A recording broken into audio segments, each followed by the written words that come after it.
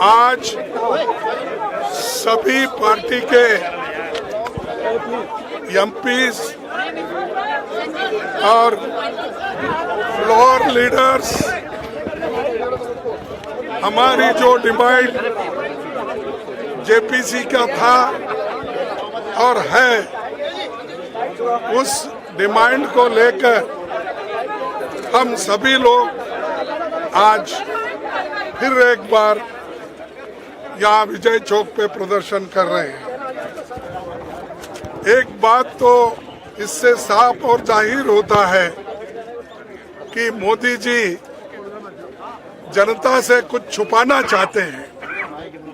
हालांकि नीरव मोदी, चौकसी, ललित मोदी, मल्ल्या ऐसे लोग करोड़ों हजारों करोड़ रुपए सरकार से लूट के बाहर चले गए, लेकिन उनके बारे में मोदी जी मुंह नहीं खोल रहे हैं और हमेशा दूसरों को टीका करने में वो बहुत अच्छा समझते हैं। आज मैंने बीजेपी का एक कमेंट सुना कि कांग्रेस और अपोजिशन के लोग बैकवर्ड क्लास के खिलाफ बात कर रहे हैं।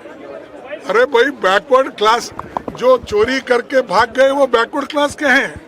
बताओ मेरे को कोई बैकवर्ड क्लास का आदमी हजारों करोड़ लेके चले गया, घपला किया और 12 लाख 2.5 साल में अगर किसी ने कमाया है तो अदानी ने कमाया है। वो कमाने के लिए अगर कोई मदद किया है तो मोदी जी ने किया है। हम अदानी की बात कर रहे हैं तो ये बीच में झगड़ा लगाने के लिए बैकवर्ड क्लास, फॉरवर्ड क्लास बोल रहे हैं। अरे पैसे जो हड़प कर रहे हैं उसके लिए हम तो जेपीसी चाहते हैं। यहाँ पर बैकवर्ड फॉरवर्ड का सवाल कहाँ आ गया? ये एक तरफ, और दूसरी तरफ जो हमारा एक ही मुद्दा है, जो जनता का पैसा है, LIC का, आपका भी पैसा लगा हुआ है, सामान्य जनता का पैसा उसमें लगा हुआ है, और बैंक में जो डिपॉजिट रखते हैं वो भी सामान्य जनता का होता है। ये सब पैसा निकालकर लोन देकर उनकी जो कितनी उनकी असेट है उसका कोई ब्यौरा उन्होंने नहीं लिया। जैसा पूछते गए वैसा देते गए, और आज उनका जो शेयर वैल्यू भी गिर रहा है, तो हमारे पैसे जो LIC के उसमें है उसका भी वो भी कमजोर हो रहा है, बैंक्स कमजोर हो रहे हैं। ये सारी चीजें बाहर आने दो, इसीलिए हम ज्वाइंट पार्लियामेंट्री कमेटी चाहते हैं, और इसी मुद्दे पे हम लड़ रहे हैं 4 महीने से, लेकिन सरकार सुनना नहीं चाहती। उनको क्या दिक्कत है? क्योंकि जेपीसी में तो उनके मेंबर ज्यादा होते हैं, उनका तो 2/3 मेजॉरिटी है। इसके बावजूद वो डर रहे हैं। क्यों? इसीलिए डर रहे हैं कुछ गलती है, दाल में काला है, तो इसीलिए वो डर रहे हैं। और हम ये लड़ते रहेंगे, एकजुट होकर लड़ रहे हैं, आगे भी लड़ते रहेंगे। उसके अलावा राहुल गांधी जी जो सच बोल रहे हैं और उन्होंने पार्लियामेंट में अपनी बात को सच्चाई से रखी। अदानी को किसने लेके गया था विदेशों में, और जब प्रधानमंत्री जी विदेश गए थे उस वक्त कहाँ पर अदानी उनको मिले, ये सारी चीजें उन्होंने पूछी। क्या ये गलत है? पार्लियामेंट में इंफॉर्मेशन लेना गलत है? और इसलिए वो आज राहुल जी को भी बोलने नहीं दे रहे, और उनके लिए उनको एक्सप्लेन करने के लिए भी वो नहीं दे रहे। इसका मतलब क्या है कि हम लूटते रहेंगे, तुम मुंह बंद करके रहो। ये उनकी चाल है।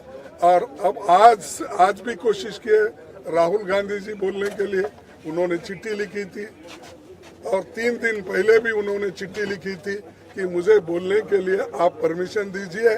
मेरे खिलाफ 4 मिनिस्टर्स पार्लियामेंट में बोले हैं, मुझे भी वही हक दो जो जिस मेंबर्स को या जिस मिनिस्टर को आपने हक दिया है।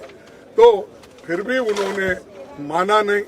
इससे ये जाहिर होता है कि डेमोक्रेसी को खत्म करने का, फ्रीडम ऑफ एक्सप्रेशन को खत्म करने का, फ्रीडम ऑफ स्पीच को खत्म करने का, और आगे एक दिन ऐसा आएगा अगर यही चाल से वो चले और चल रहे हैं जिस राह से, तो इस देश में ऑटोक्रेसी आएगी, डिक्टेटरशिप आएगी और सबके बंद हो जाएंगे। हम बोलने वालों का भी बंद हो जाएगा मुंह।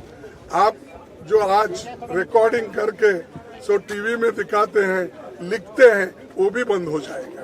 तो इसीलिए सबके लिए लड़ रहे हैं हम, जमहूरियत को टिकाने के लिए, संविधान को बचाने के लिए, freedom of speech and expression को बचाने के लिए हम कोशिश कर रहे हैं। और जो सच बोलते हैं उनको जेल में डालने की कोशिश वो करते हैं। सिर्फ एक ही पार्टी का नहीं, कांग्रेस का मैं बोल रहा हूँ, सभी पार्टी के लोग आज जितने भी अपोजिशन पार्टीज है जो सच बोल रहे हैं, ठीक ढंग से है, उनको भी सताने का काम कर रहे हैं। तो एक पार्टी सभी पार्टियों को वो अपना डंडा चला रहे हैं।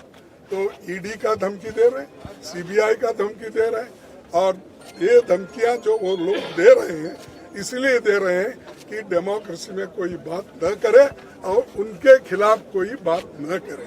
ये उनकी मंशा है, लेकिन हम रुकेंगे नहीं। हम अपनी बात को रखते जाएंगे, लड़ते जाएंगे और देश बचाने के लिए, डेमोक्रेसी बचाने के लिए, संविधान बचाने के लिए पूरी कोशिश हम सभी लोग मिलकर करेंगे।